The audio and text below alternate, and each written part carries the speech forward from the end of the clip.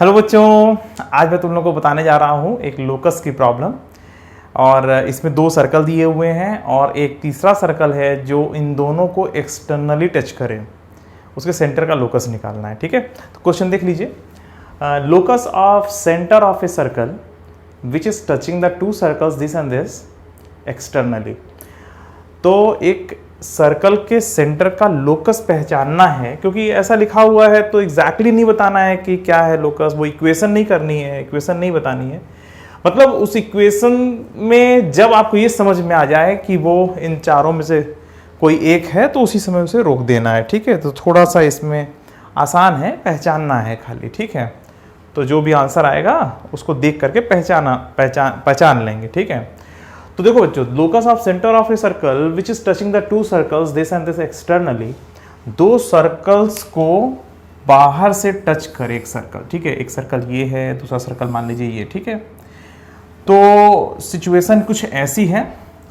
तो पहला वाला जो सर्कल है उसका जो सेंटर है वो 0,0 है और रेडियस इसका 2 है। ठीक है, और इसका जो सेंटर है वो 9,0 है और रेडियस इसका 1 है। एक सर्कल और है जो इन दोनों को बाहर से टच करे। समझ में आ रही बात? इन दोनों सर्कल को बाहर से टच करने वाले सर्कल के सेंटर का लोकस निकालना है। ठीक है, तो चलो इसको थोड़ा सा और अच्छे से समझ लेते हैं। एक सर्कल ये, एक सर्कल ये। तो ऐसे कितने सर्कल्स आप समझ सकते हो जो इन दोनों को बाहर से टच करें? तो जाहिर सी बात है कि यहाँ पर है, एक यहाँ पर है, एक यहाँ पर है, एक यहाँ पर है। ऐसे कर करके बहुत सर्कल्स हैं, उन सब के सेंटर को मिलाओगे तो एक लोकस तैयार होगा। समझ में आ रही बात है? इससे देख रहे हो?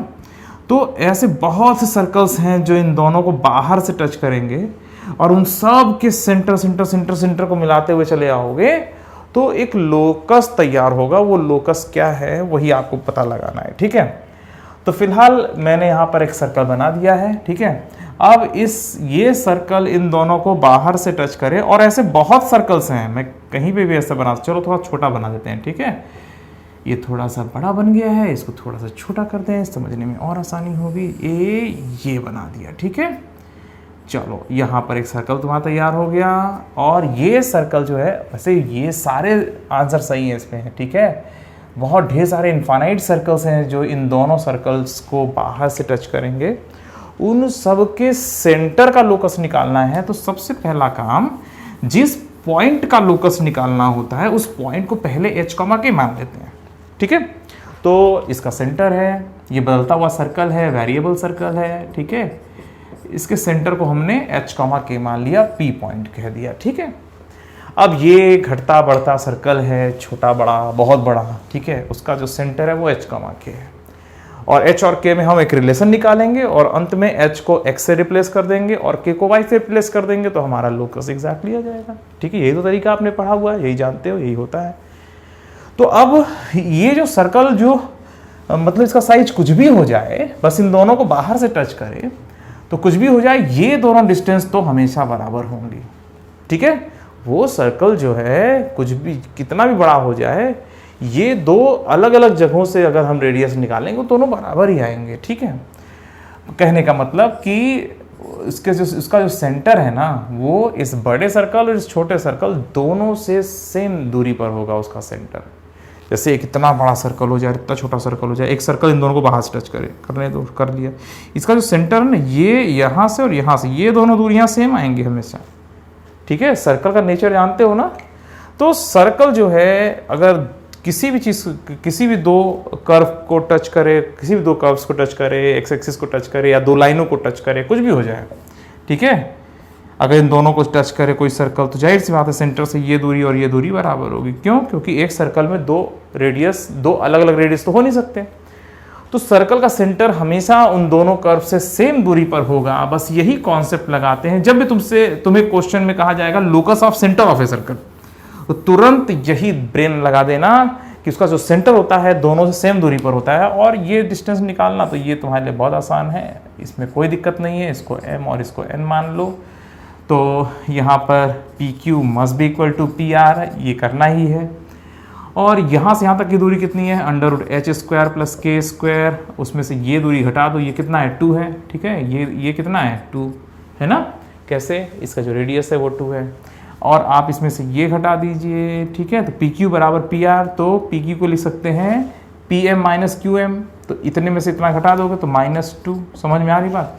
पी क्यू बराबर कितना हो जाएगा, पी एम -2, तो पी एम की वैल्यू कितनी होगी, √h² -2, ठीक है।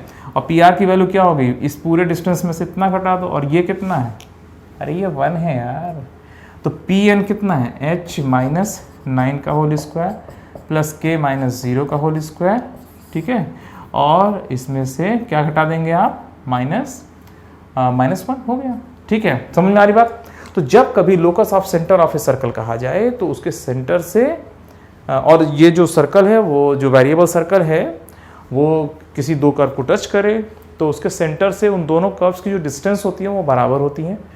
तो ये बराबर ये, आपने इन दोनों डिस्टेंस को बराबर किया, तो पी क्यू बराबर पी आर, और पी क्यू निकालने के लिए यहाँ से यहाँ तक की डिस्टेंस निकाल के उसमें से 2 घटा दीजिए, और ये निकालने के लिए यहाँ से यहाँ तक की डिस्टेंस निकाल करके उसमें से 1 घटा दीजिए, ठीक है।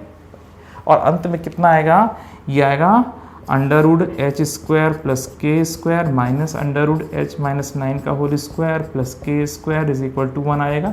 ये -2 उधर जाएगा ना, कितना जाएगा, 1, और ये इस वाले टर्म को हम इधर ले आए, ठीक है। अच्छा, जो लोकस आएगा वो कितना है, x² प्लस y² और माइनस √x-9 का whole square plus y² is equal to 1, यही तो है ना फाइनली आपका लोकस आंसर, ठीक है। अब इसको आप ठीक से रीड करो, आखिर ये लिखा क्या हुआ है। ये वास्तव में दो डिस्टेंस का डिफरेंस 1 के बराबर है। अरे भाई ये क्या है, ये √x² प्लस y², ये भी एक वास्तव में डिस्टेंस है। अरे ये क्या था यार, ये डिस्टेंस ही तो था, ठीक है। ये डिस्टेंस है, और ये भी क्या है, 9,0 से डिस्टेंस ही था, h, k का ओरिजिन से डिस्टेंस, h, k का 9,0 से डिस्टेंस। तो दो डिस्टेंस का डिफरेंस h, k एक पॉइंट है, उसका दो अलग अलग जगहों से दूरियों का अंतर, ठीक है। h, k का दो अलग अलग पॉइंट से दूरियों का अंतर कांस्टेंट है। जब डिस्टेंस का डिफरेंस कांस्टेंट होता है तो यही तो डिफिनीशन है उसकी हाइपरबोला के लिए, और इसका आंसर हाइपरबोला हो जाएगा, ठीक है। हाइपरबोला के लिए क्या डिफिनीशन है, एक और डिफिनीशन क्या है, एक तो सेंट्रिसिटी वाले फॉर्म से आता है, ठीक है, कि ratio of distances from a fix point and a fix straight line is constant, ठीक है, and is greater than 1। Eccentricity 1 से अधिक होती है हाइपरबोला के लिए, ठीक है। और एक और डिफिनीशन है हाइपरबोला में कि hyperbola is the locus of a point moving such that its distance distance from two fixed point, difference of distances, its difference of distances from two fixed point is always constant, ठीक है। Hyperbola is the locus of a point moving such that the difference of distances from two fixed point is always constant, ठीक है। दो अलग अलग point से distance का difference हमेशा कांस्टेंट होता है तो एक हाइपरबोला बनता है। तो हाइपरबोला के लिए ये भी एक डिफिनीशन है, इलिप्स के लिए भी एक डिफिनीशन है कि ellipse is the locus of a point moving such that the sum of distances from two fixed point, the sum of distances from two fixed point is always constant, ठीक है। तो अगर ये सम यहाँ पे प्लस हो जाता तो ये हाइपरबोला की तरफ, ये जो हाइपरबोला जो बन रहा है वो इलिप्स की तरफ चला जाता। अगर यहाँ पर ये इस जगह पर प्लस हो जाए, इस जगह पर अगर यहाँ पर प्लस हो जाता तो दो डिस्टेंस का जो सम है वो अगर कांस्टेंट हो जा रहा है तो वो इलिप्स की तरफ बढ़ जाता है। दो डिस्टेंस का डिफरेंस अगर कांस्टेंट आ रहा है तो वो हाइपरबोला की तरफ बढ़ जाता है। तो इसी तरीके से हम लोग क्वेश्चन के लोकस को रीड करते हैं, ठीक है बच्चों। तो चलो बच्चों, आज के लिए सिर्फ इतना ही, फिर मिलेंगे, बाय बाय।